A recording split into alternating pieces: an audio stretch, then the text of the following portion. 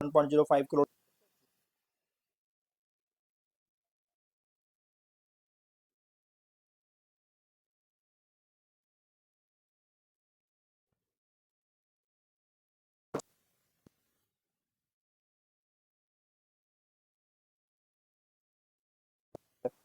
Promoter holding यहाँ पे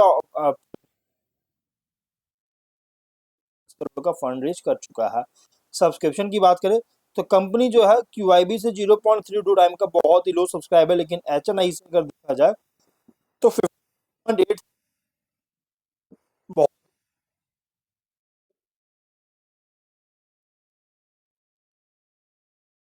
51 time कर चुका है।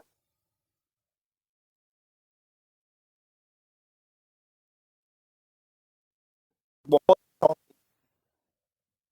एरिया में बहुत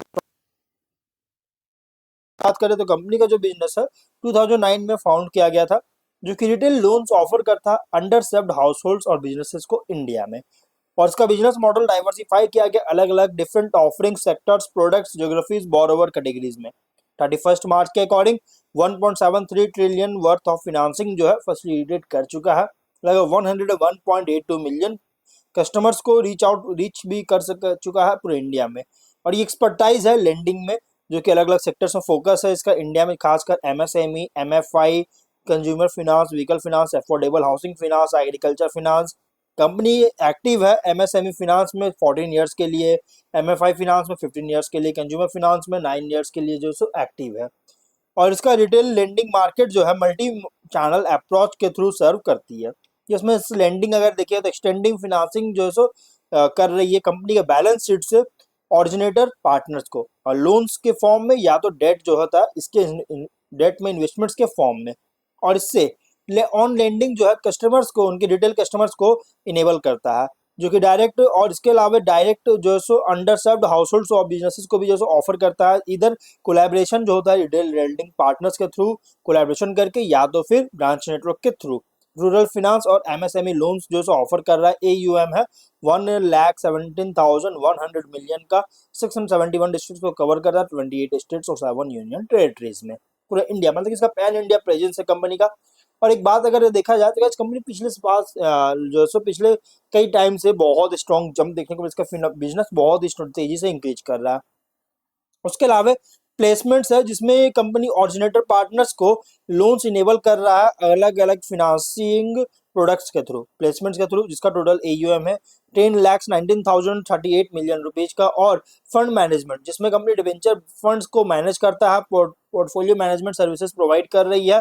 टोटल वॉल्यूम है 1,20,785 मिलियन रुपीज का। 10 alternative investment fund, 10 AIF funds के अकॉर्डिंग के में फैला हुआ है, 3 पोर्टफोलियो मैनेजमेंट सर्विस में फैला हुआ है।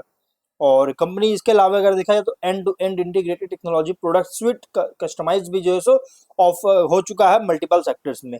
और जिसमें इंक्लूड है इन हाउस टेक्नोलॉजी स्टैक, जो कि कंसिस्टिंग है निम्बस, एक क्यूरेटेड डेट प्लेटफॉर्म है जो कि एंड टू एंड प्रोसेसिंग जो होता है डेट ट्रांजेक्शन का उसको इनेबल करता है। एनपॉस जो कि को लेंडिंग और को ओरिजिनेशन टेक्नोलॉजी सॉल्यूशन है, जो कि बेस्ड है एप्लीकेशन प्रोग्रामिंग इंटरफेसेस पर। और एक न्यू स्कोर जो कि कस्टमाइज्ड मशीन लर्निंग है, जो कि बेस्ड है एनालिटिकल मॉड्यूल डिजाइंड को लेकर, जो कि ओरिजिनेटर पार्टनर्स को जो है असिस्ट करता है लोन अंडरराइटिंग प्रोसेस में। और अल्टीफाई जो कि एक alternative detail debt investment platform है। 31 मार्च के अकॉर्डिंग 2695 परमानेंट एम्प्लॉयज कंपनी में काम कर रहे थे। फिनेंशियल 22 में 916.5 करोड़ का रेवेन्यू, 181.9 करोड़ का प्रॉफिट। 23 में 1311 करोड़ का रेवेन्यू, 242 करोड़ का प्रॉफिट। 24 में 1906.3 करोड़ 0 करोड़ का प्रॉफिट, 317.6 करोड़ का सॉरी रेवेन्यू था, और 317.6 करोड़ का प्रॉफिट था। फिनेंशियल टॉप लाइन हो या बॉटम लाइन, कंसिस्टेंट ग्रोथ देखने को मिला, बहुत अच्छी ग्रोथ देखने को मिल रही है।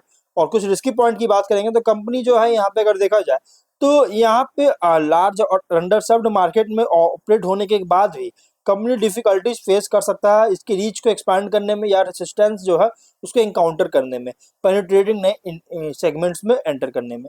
और रिलायंस करता है प्रोप्राइटरी टेक्नोलॉजी और डेटा प्लेटफॉर्म जो इंट्रोड्यूस किया है इस पर, जो कि एक रिस्क हो सकता है, रिस्क हो सकता है साइबर सिक्योरिटी टेक्नोलॉजी फेलियर्स के से रिलेटेड, जिसके कारण ऑपरेशन और कस्टमर ट्रस्ट को इम्पैक्ट कर सकता है। फिनेंशियल रेगुलेशन नॉन कॉम्प्लायंस जो है एग्जिस्टिंग लॉ के साथ, ये इसमें कोई चेंजेस आता है तो उसकी वजह से भी एक रिस्क हो सकता है, पोटेंशियली कंपनी का ऑपरेशन फिनेंशियल परफॉर्मेंस को अफेक्ट कर रही है। तो इसके वजह से गाइस कुछ रिस्की पॉइंट भी है। तो ऑब्जेक्टिव क्या है, तो फ्यूचर में कैपेक्स वगैरह फ्यूचर कैपिटल रिक्वायरमेंट लेंडिंग के लिए जो सो यूटिलाइज करना चाहती है। तो ओवरऑल देखिए आने वाले 5 से 10 सालों में कंपनी बहुत स्ट्रॉन्ग ग्रोथ किया है और इसलिए गाइस एक ब्राइट प्रोस्पेक्ट भी क्रिएट कर रहा है। रीजनेबल प्राइस पे इसका आईपीओ लेकर आई, तो अगर आप इसमें अप्लाई करना चाहते हैं तो मीडियम टू लॉन्ग टर्म के लिए अप्लाई कर सकते हैं, लिस्टिंग के लिए अप्लाई कर सकते हैं। तो हम लोग वीडियो कहीं पे एंड करते हैं। अगर कोई डाउट हो कमेंट बॉक्स में पूछे। मिलते हैं नेक्स्ट वीडियो में। बाय।